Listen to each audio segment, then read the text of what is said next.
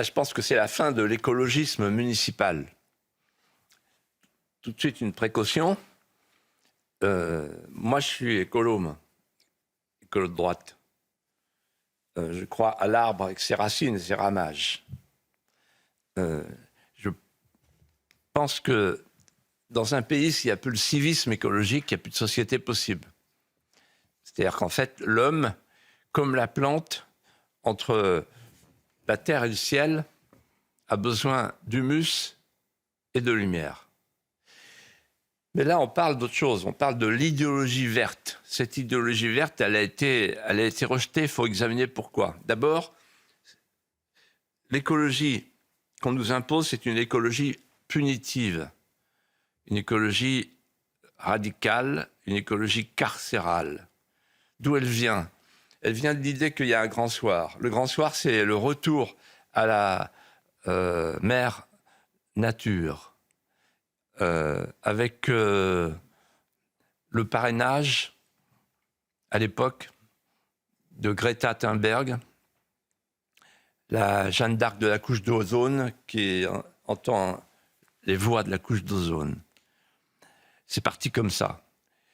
Et à partir de là, on a voulu nous imposer la société décarbonée, qui est devenue une société totalitaire. Je parlais des ZFE, on peut parler de l'interdiction des automobiles. Souvenez-vous de la soirée de la liturgie grégorienne dimanche soir à Paris, avec métro, vélo, bobo. C'est la nouvelle trinité grégorienne de M. Grégoire.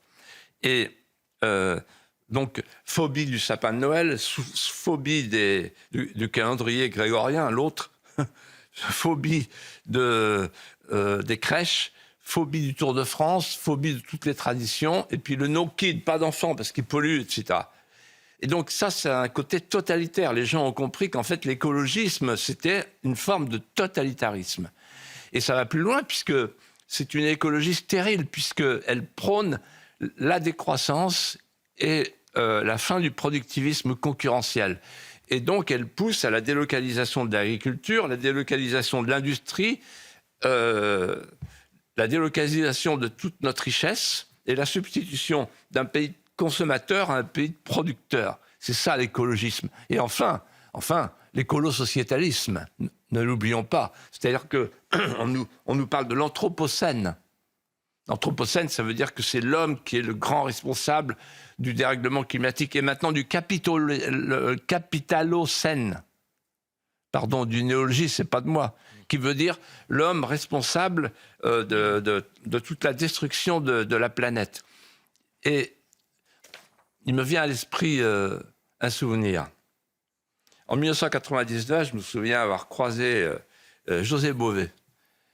Et en fait, je lui ai dit, je ne peux pas vous condamner dans ce que vous avez fait.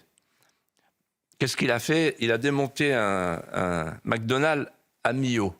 Et quand vous regardez ce qui s'est passé à l'époque et ce qui se passe maintenant, il a démonté un McDonald's contre la malbouffe et contre une forme de capitalisme sans entrailles qui nous infligeait les OGM, etc.